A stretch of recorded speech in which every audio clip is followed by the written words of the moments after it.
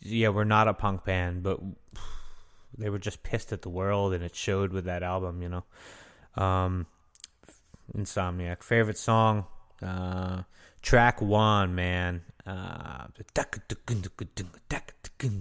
remember it. Armitage Shanks, that's the name of that.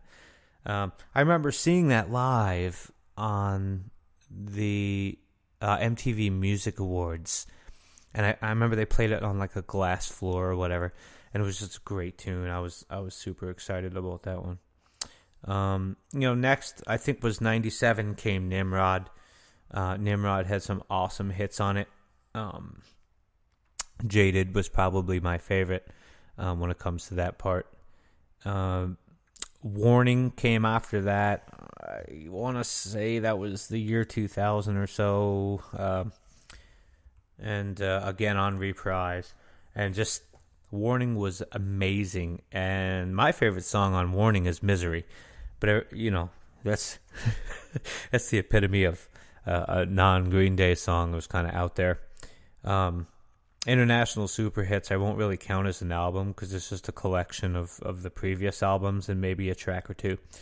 American Idiot, oh my god, again, I can listen to the whole thing over and over and over again in a row.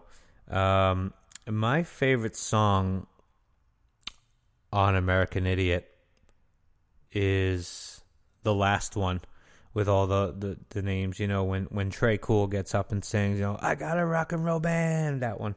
That stuff's amazing, man. That's a great one. Then came 21st Century Breakdown in 2009, which was also in the musical. American Girls was a great song. The Last of the American Girl. There's so many on there. You know, I've done recordings of those songs time and again. My favorite is When It's Time. I like to play that, you know, acoustically. Phenomenal tune.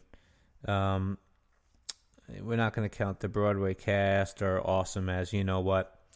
Here we go. Uno, dos, tres. Came all in a row, man. Brutal Love, Missing You. You know, all those great tunes came out of that one, you know. Demolicious, I'm not going to count either as a studio album because it was really just, you know, the band made an album before American Idiot came out. And what happened was somebody stole the master tracks.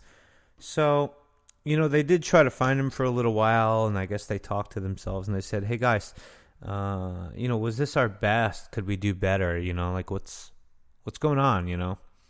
And I guess they determined to just scrap the whole project, and then they went into writing American Idiot, which is awesome. I think this Demolicious CD is some of the music that they eventually found from the missing masters that happened. At least I think so. I don't know, man. Look it up. Lastly, man, Revolution Radio. Oh my god. You know, I'm still spinning this one daily because it's still new to me. I know it came out in 2016, which is I guess a year and a half ago, 2 years ago. But it's still new to me. You know, I still hear it on the radio, and Still Breathing is definitely my favorite tune off of this album. And you know, man, just Green Day. I mean, here we are. It's like what? 2018.